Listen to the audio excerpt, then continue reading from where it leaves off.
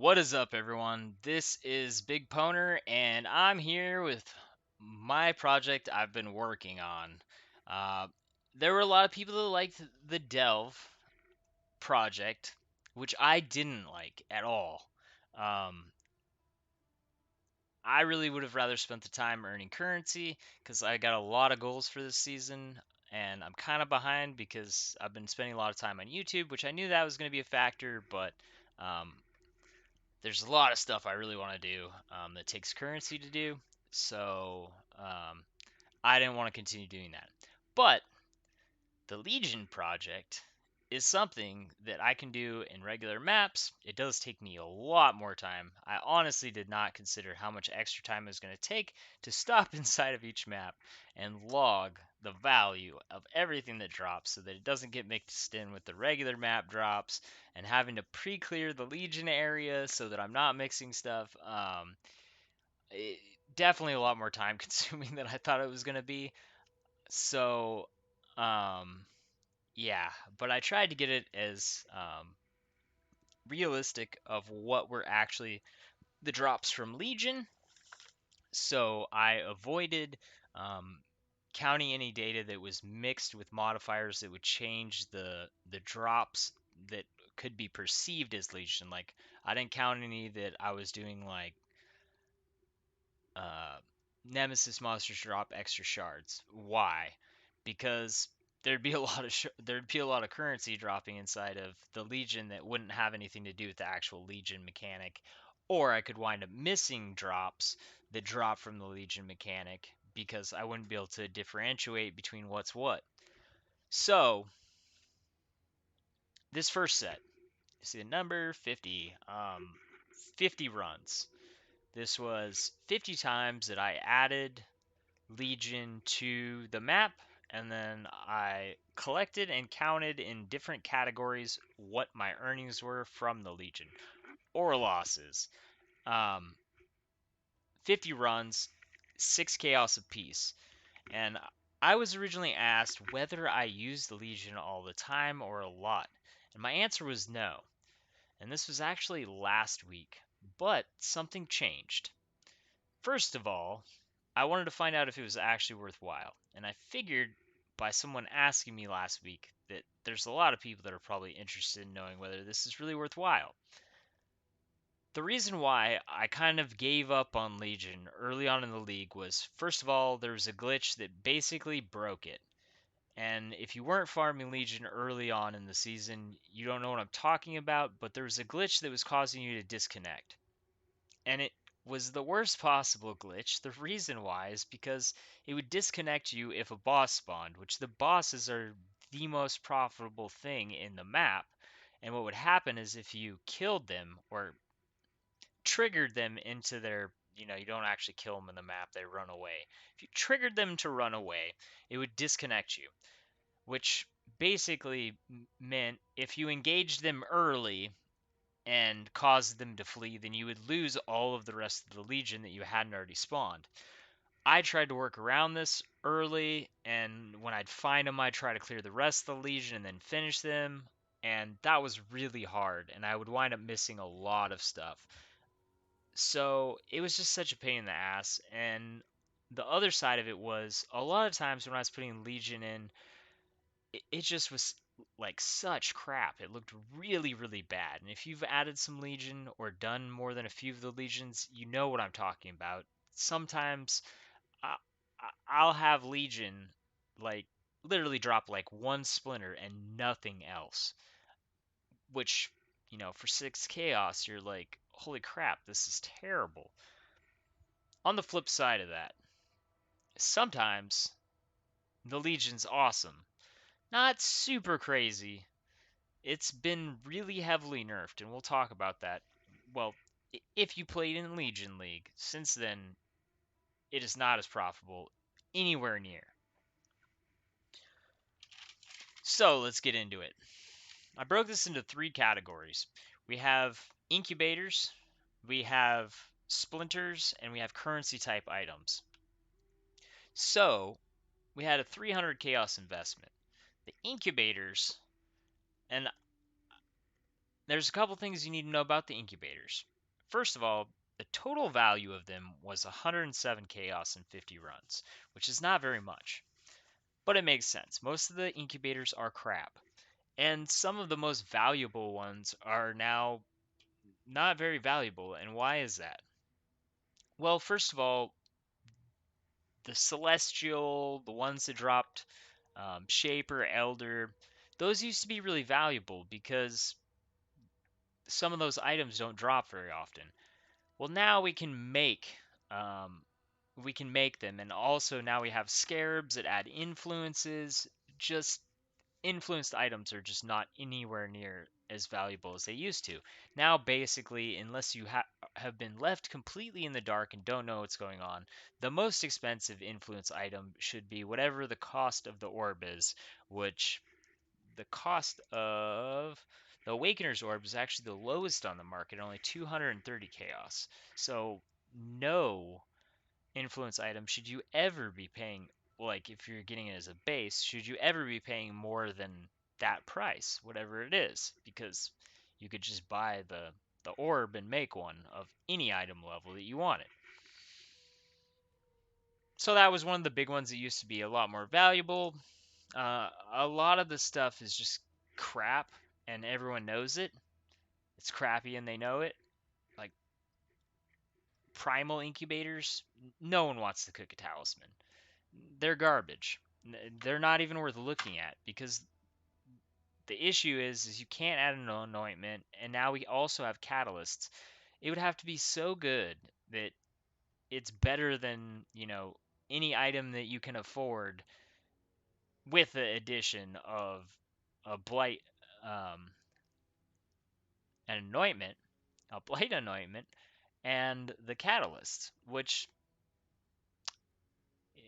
I haven't seen an amulet like that yet, uh, talisman like that yet. So those are complete crap. They're valued at one chaos, but let's be realistic. No one wants to cook this. Uh, and if they do, they really shouldn't want to because they're garbage. They're literal garbage. It's the same thing with corrupted rings and amulets that are dropping corrupted. Unless they're just so crazily good, they're crap because you can't put an anointment on them. On the rings, it's not as bad because those anointments are related to blight maps. So, say you're a person that doesn't do blight maps, then that wouldn't be as big of a deal for you. But for most people that want to be able to do everything, or they want, to be able to modify the items, that really kind of destroys those items for them. The amulet, absolutely not, though, because the the anointments that we can get for our amulet are just so powerful. Some of the anointments are the equivalent to multiple prefixes or suffixes. So, and some of them for some builds are so strong that they're the equivalent to 2, 3, 4 prefixes or suffixes. For instance, like the frost my frost blade raider from last season, which I'm gonna remake this season, probably late season. Um, really behind on doing builds because I've been so busy with so many other things. But on that character, the anointment makes it so that you hit again, which adds a whole nother spray of chains to your attack, which is just absolutely huge. So having an amulet where you can't put that on, that's just not even an option. And there's a lot of builds like that. Like, last season I did Vengeance Cascade, which isn't as good this season because, clearing isn't really the issue with the build. The build clears crazy well. We just need more damage for bosses, so that's why we're not really using that anymore. But changes like that happen every season because the season changes. Anyways, the point is, most of the incubators are crap. And I counted them as at what their value is on the market, but realistically, most of the stuff I don't think you're going to be able to sell. So keep that in mind. The other thing is, I'm not going to sell any of it. The stuff that's good, I want to cook it.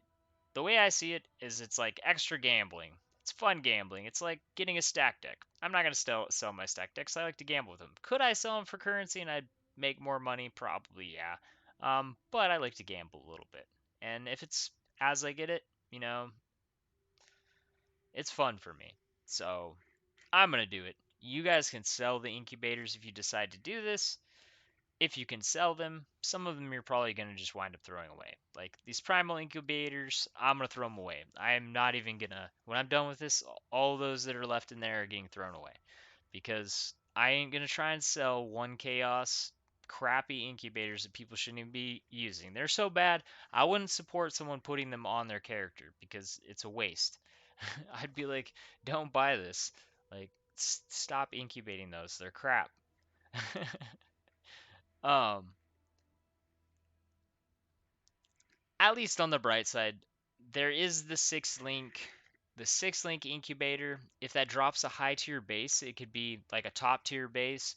That could be something that you wind up using as a crafting item. You could add influence to it and save yourself the hassle of six linking it.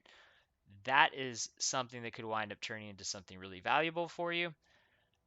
And if it doesn't drop a top tier base, then at in worst case scenario, you can turn it into a divine orb. So that's not bad. Anyways, currency. That's what we're really concerned with. How much currency are we getting? This is the changes that happened since Legion League. The currency drops are absolutely horrible. Absolutely horrible. Like sometimes they're non existent. The total currency earnings was 211 chaos, and 70 of 211 was an ancient orb. And I counted as 70 because that's what I sold my last set of ancient orbs for was 70 a piece, selling 10 of them, 700 chaos. So I counted it for what I could actually sell it for because I did actually sell it for that. So that's a big portion of the currency. And there weren't any other big drops like that from the Legion, which in 50 runs, that's basically saying don't expect very much currency drops. So this is something that you have to consider. Why is it that you have to consider this? First of all, incubators are basically gambling. You're Some of them you ain't gonna be able to sell. Some of them you can cook and hope you get something good. It could wind up being something profitable, or it could wind up being complete crap. So I'm not getting much currency back. If we remove that ancient orb, I'm getting back less than half my currency. And then, the incubators, if I add both of those together, they don't even reach the 300 chaos. So that's not good. However, the most profitable thing was the splinters. Got all the splinters in the left hand corner. That's everything we have. At the current market value, the value of that's 289.8 chaos. That's almost the entire investment of chaos to run it the 50 times. This makes it look a lot better. And why is that? Because the splinters are something that hold their value really well. So even though we're not getting very much currency and the incubators become basically just an extra gamble and some of them are just going to be throwaway crap, because we have nearly as much in this test, nearly as much splinters in currency as we invested, everything else can become kind of a bonus, which makes the gamble with the incubators a lot better because it's kind of a no risk gamble. Because if we add the splinters and the currency together, we're already winning. We're at uh, 500 chaos. So that would be a 200 chaos profit, which means about 2/3 return on our investment. So this is really nice because now the incubators we can look at as these are just basically a free gamble. I could get really lucky and get something really useful. I could get some small stuff that just adds to the currency that I'm getting, like divine orbs. I love divine orbs. I'm saving up a ton of them. I got 32 now. I like to try and make stuff really good when I get it. I want it, close to perfect if I can, and that takes a lot of divine orbs. So I save those up. You could also turn around and sell those. They're not that expensive, 13 chaos a piece. Um, so, I mean, that's kind of up to you. Do you want to save them to try and make your gear better, or, you know, do you want to just sell them for the currency? That's kind of up to you. So I would say, based on this data, this is a really good investment. It's adding to the map. Obviously, we can add it to maps in combinations with things to make it even better. And it's really low risk. Only thing based on this data, and because the earnings, and because I didn't have, way many big drops that, skewed the data. I had one big drop. It was the ancient orb. Even if we completely removed that from the data, we'd still be in a place where, you know, we're making good currency. So, that being said, I would say this is a pretty safe thing to say I'm going to make currency by adding this to every map. And then, you can decide what to do with the incubators, how you want to deal with that. The thing that I will say though, this is not something to jump in with. Like, if you have a low amount of currency to spend or invest, this is not a good idea for you. Why is that? Say you have 50 chaos. That means you can run it 9 times, and then you're not going to have enough currency to run it another time. The problem with starting with a low investment is I had periods where I was getting nothing, and I mean like nothing. And it didn't matter what quantity map I was using. I'll use an example. I had 190 something quantity map with my Awakener 8 and fragments, and I got one splinter from it. There was literally nothing else dropped that was visible with my loot filter. One splinter. And I had periods like that where I was just getting crap, like absolutely nothing, like just looked horrible. If that happens to you and you're starting with a low amount of currency, that's going to eat all of your currency, and then you're not going to be able to continue, which will make it a loss for you. In order for this to be profitable, from what I've experienced, you have to be able to run it over a long time and be able to afford to do that. So the question that I would ask yourself is, can I put aside 300 chaos to do 50 runs? Like, my next 50 maps, I'm going to do this. If you do that, you should experience what I've experienced, or something close to it. Could be better, could be worse. You might get some big drop, you might not get the big drop and get, the 70 chaos less. But if you only do a little bit, you could wind up just on a losing end. A small amount is kind of like a gamble, because sometimes it's good, sometimes it's bad. So if you do a small amount, you're gambling. Is it going to be good? Is it going to be bad? In a large quantity over time, you can see that, my currency goes up as I, you know, do more of them. There's an average currency increase. So that would be my only warning to people. I know some people don't have currency that are watching. Some people got lots of it. If you got lots of it, or if you can look and be like, I've got 300. I got 300 chaos. I can do that to start. Or you probably don't need 300, because you will be getting something back on some of these. The other thing that I will say,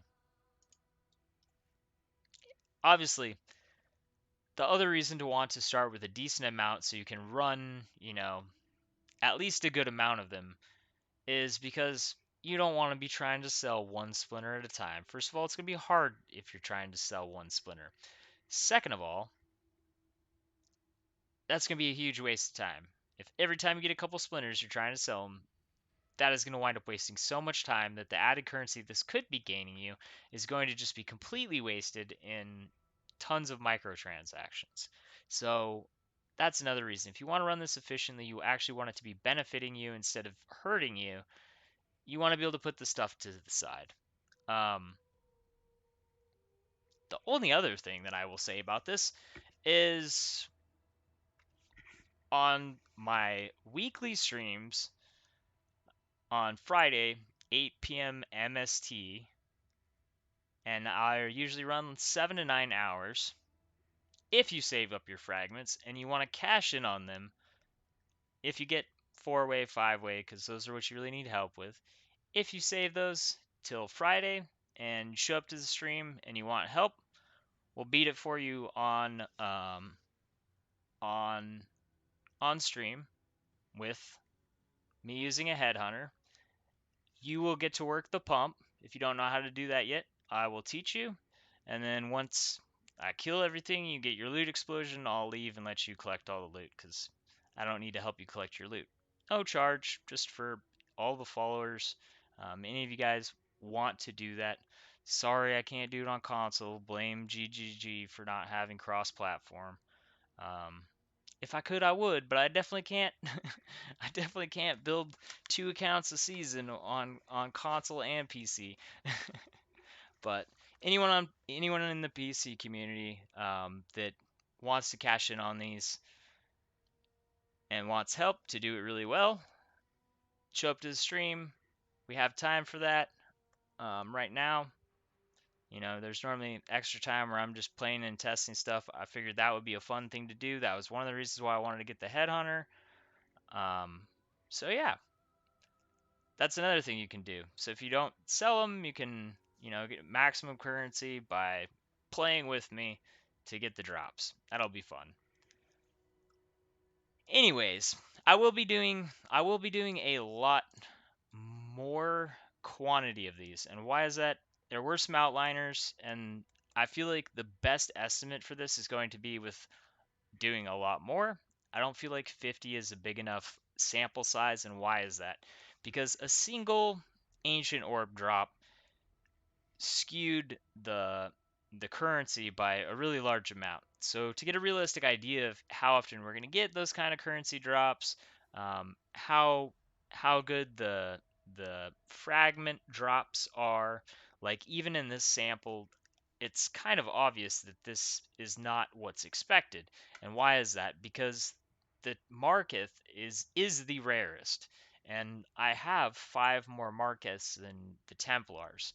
So that is RNG based, but over a longer period, we should see what we expect, which is the least rare ones we have the most, the rarest ones we have the least, which um, these are the two rarest, these two, the Templar and the Marketh, but we see a difference there. So I don't feel like I've done enough to get an actual really good estimate of what the currency is. So I will be doing a lot more of these. I'm going to break them up into sections, and then I'll also do some test groups. The thing that I want to tell you guys is quantity has never affected Legion or rarity for almost all of the drops.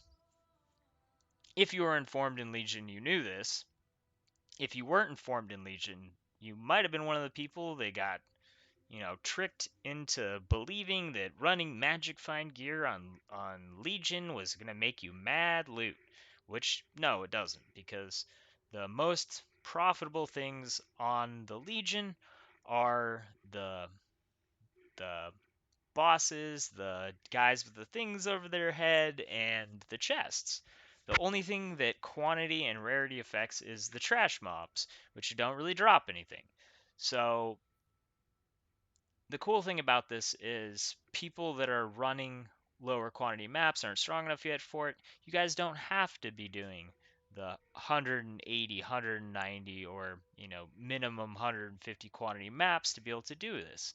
So I think that that's a cool thing, because even getting deep in Delve, if Delve wind up being really good as we were getting deeper, the problem with that is you have to have a character that can do really deep delves, because Delve turns into a tier 16 map at depth like 175. So people telling you, oh, just get just get to 400, just get to 500, make it 1500. That's what someone told me. Oh, it gets better after 1500. All right, yeah, I'm gonna go do that. Okay, I'm gonna get shitty loot for 1500 delves, so that because you guys say so, it's gonna get crazy good all of a sudden.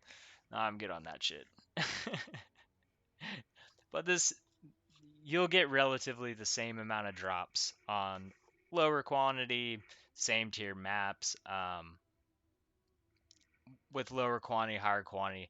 The only thing that's affected is the trash mobs, and they are called trash mobs for a reason, because they're trash. Um, so there will be a small difference just based on that, but it's going to be really negligible. So you can basically run them at whatever you're comfortable to run them at. If you're not used to playing a lot of Legion, watch out for the Spear dudes and watch out for the Arrow dudes because they hit really hard. Remember to keep moving when you're fighting them. Anyways, I hope that this is helpful, and I hope you guys are looking forward to more of these because I'm going to be doing a lot. Peace.